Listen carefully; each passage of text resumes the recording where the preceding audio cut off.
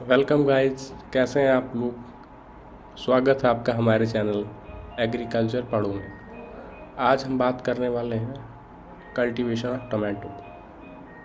टमाटर की खेती कैसे होती है साइंटिफिक वे में, इसकी पूरी जानकारी हम इस वीडियो में लेने वाले हैं। ये वीडियो उन लोगों के लिए बनाई गई है जो बीएससी एग्रीकल्चर सेकेंड ईयर में थर्ड सेमेस्टर में पढ़ाई कर रहे हैं, या जो एएफओ, क्रिप्को, नाबार्ड वगैरह की तैयारी कर रहे हैं, उनके लिए यह वीडियो बनाई गई है।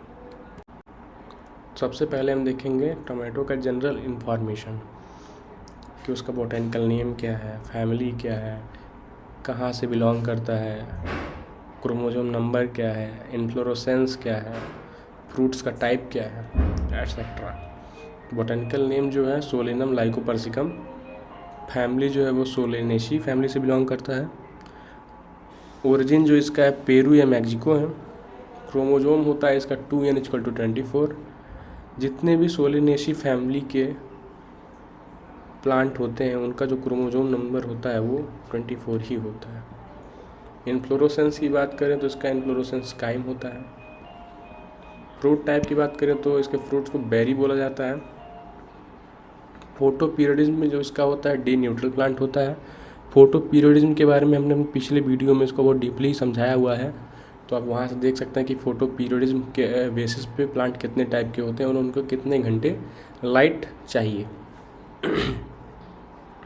पॉलिनेशन की बात करें तो एक सेल्फ पॉलिनेटेड क्रॉप है, और जो इसमें पिगमेंट पाया जाता है जिसके कारण ये रेड होता है उसको हम लाइकोपीन बोलते हैं।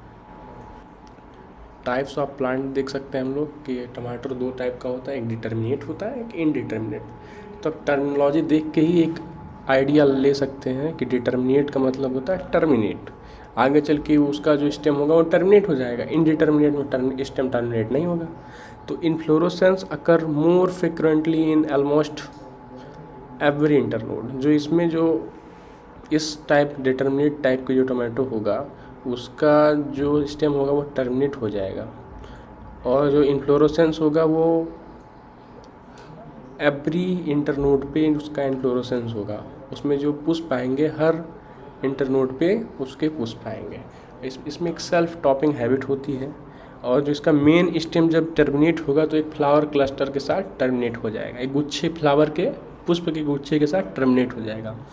शुड बी प्रून्ड, इसमें प्रूनिंग की आवश्यकता होती है। प्रूनिंग एक इंटरकल्चर ऑपरेशन है, तो इसमें एक प्रूनिंग की आवश्यकता होती है, नेसेसरी है इसमें।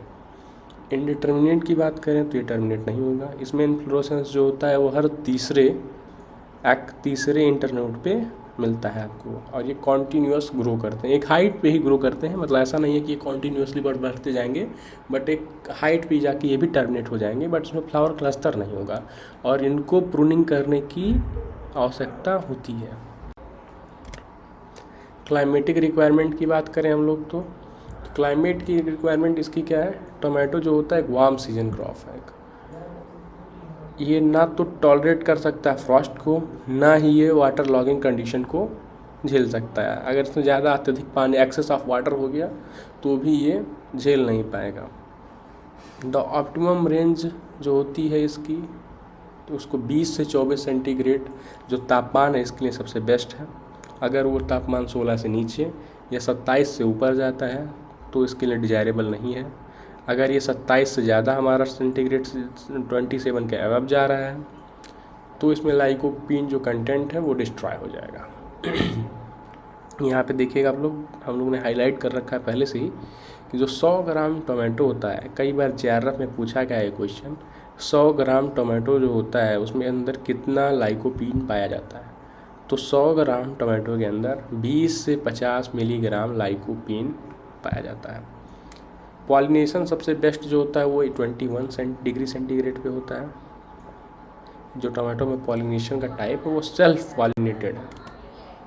सॉइल की बात करें तो सॉइल सैंडी लोम या लोम होती है, जिसका पीएच जो होता है 6 से 7 या 6.5 टू 8.5 भी हम बोल सकते हैं। सीड रेट की बात करें तो इसका जो नॉर्मल सीड रेट होता है 300 से 400 ग्राम पर हेक्टेयर। हाइब्रिड में बात करें 100 से 150 ग्राम पर हेक्टेयर होता है। वैरायटी जो टोमेटो की वैरायटी है वो Punjab Chhuhara, Punjab Kesari, Pusa early dwarf, Arka Saurabh, Roma, Pusa Gaurav, Arka Vikas and CO1 CO2 etcetera varieties जो है हमारे टोमेटो की ग्रुप की जाती हैं। जो हमने वैराइटीज़ के नाम लिए हैं इसका रेफरेंस बुक आपको वेजिटेबल्स की एक बुक आती है BR चौधरी सर की, वहाँ से हमने लिया हुआ है। सीड ट्रीटमेंट की बात करें तो इसको हम कार्बेंडाजिम, जिसको बोविस्टीन भी बोलते हैं, 2.5 ग्राम पर केजी के हिसाब से हम लेते हैं, या कहीं कहीं आपको 2 ग्राम पर केजी के सीड के हिसाब से इसको ट्रीट किया जाता है। फिर ट्राइकोडर्मा वायराइट 4 ग्राम पर केजी के हिसाब से हम सीड को ट्रीट करते हैं। नर्सरी मैनेजमेंट देखेंगे हम, तो नर्सरी में हम जो बेड का साइज़ बनाएंगे नर्सरी के लिए वो 3 मीटर लंबा, 1 मीटर चौड़ा और 0.15 यानी 15 सेंटीमीटर ऊंचा उसको हम रेज्ड रखते हैं। ये हमारा आइडियल साइज़ है एक नर्सरी का। बट बाई सीजन ये चीज़ चेंज होता है। रैनी सीजन में हम इसका साइज़ अलग होता है, विंटर सीजन में अलग होता है, समर सीजन में इसका अलग होता है। और हम क्या करेंगे, उस बेड में 15 केजी FYM डाल देते हैं। फिर इस नर्सरी को कैप्टान 3 ग्राम पर लीटर के हिसाब से पानी में डाल के आफ्टर 2 डेज इसको ड्रेंच कर देंगे, ठीक है, उस पर छिड़काव कर देंगे।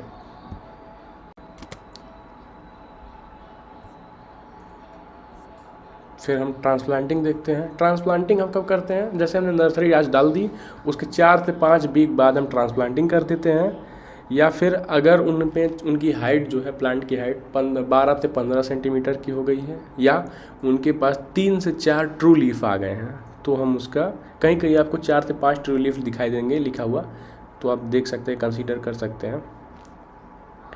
ट्रांसप्लांटिंग जो होता है, हमेशा एक बात याद रखिएगा, कोई भी चीज़ की ट्रांसप्लांटिंग हमेशा शाम के टाइम ही की जाती है। और आफ्टर सोइंग या after transplanting irrigation should be required, very necessary.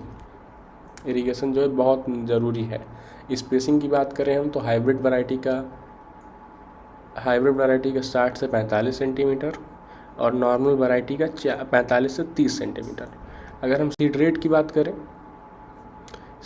बात करें तो नॉर्मल वैरायटी का 300 से 400 ग्राम पर हेक्टेयर, और हाइब्रिड वैरायटी की बात करें तो 100 से 150 ग्राम पर हेक्टेयर सीड जो होता है वो बहुत सफिशिएंट है। मैन्यूर एंड फर्टिलाइज़र, तो वेजिटेबल्स की कोई भी क्रॉप हो उसमें 20 से 25 टन पर हेक्टेयर FYM की खाद यानी गोबर की खाद की ज़रूरत होती है। फर्टिलाइज़र में हम NPK डालते हैं जनरली, उसमें आपको 120 केजी आपका नाइट्रोजन, 80 केजी आपका फास्फोरस, 50 केजी आपको पोटास पर हेक्टेयर ज़रूरत होती है। जिसमें आप क्या करेंगे, नाइट्रोजन का जो हाफ अमाउंट है उसको एज अ वेसल डोज यानी 50% आप नाइट्रोजन एज अ वेसल डालेंगे, और 50% जो आपका होगा 2 स्प्लिट में, वो आप 25-25 में आप डालेंगे 2 स्प्लिट में। पहला पड़ेगा 25 से 30 दिन पे और दूसरा 25% पड़ेगा 45 से 60 दिन में as a drop dressing. Weed management की बात करें तो pendimethalin 1 KG active ingredient per hectare, अगर कोई बीड हो रहा है तो आप इसमें डाल सकते हैं। जैसे इसमें बीड जो मेनली होते हैं ओरोबेंचिस स्पीसीज से बिलोंग करती हैं, या फिर आप फ्लूक्लोरारिन 1 KG active ingredient per hectare का यूज कर सकते हैं। ग्रोथ रेगुलेटर की बात करें तो इसमें आप 1.2 ppm का ट्राइकोंटोनॉल 15 डे आफ्टर ट्रांसप्लांट आप इसमें डाल सकते हैं, जिससे आपकी ग्रोथ अच्छी होगी। हार्वेस्टिंग टाइम इसका है, फ्रूट जो उसके होते हैं 4, जिससे आप देख सकते हैं fruits are picked at an interval आप 4 से 5 डेज इन समर। जो फ्रूट्स हैं वो 4 से 5 दिन के इंटरवल में पिक किए जाते हैं, और जबकि ये विंटर में हर 1 हफ्ता पे जनरली जो फ्रूट का पिकिंग है किया जाता है। यील्ड की बात करें तो नॉर्मल वैराइटीज़ की 20 से 25 टन पर हेक्टेयर है, और हाइब्रिड वैरायटी की 50 टन पर हेक्टेयर है। अब हम MCQs देख सकते हैं, कुछ MCQs जो हमने रखे हैं कि क्लस्टर ऑफ फ्लावर, टोमेटो के फूल के गुच्छे को क्या बोलते हैं, तो उसको ट्रश बोलते हैं। ये एक बार JRF में आया हुआ क्वेश्चन है। रेड कलर ऑफ टोमेटो किस वजह से होता है? तो लाइकोपीन की वजह से होता है। और एक क्वेश्चन पूछा गया था JRF में 100 ग्राम टमाटर में कितना लाइकोपीन होता है? तो 100 ग्राम टमाटर में 20 से 50 मिलीग्राम लाइकोपीन कंटेंट पाया जाता है। इसका रेफरेंस आप BR चौधरी सर की बुक वेजिटेबल्स में दिया हुआ है। ओरिजिन ऑफ टोमेटो मैक्सिको है।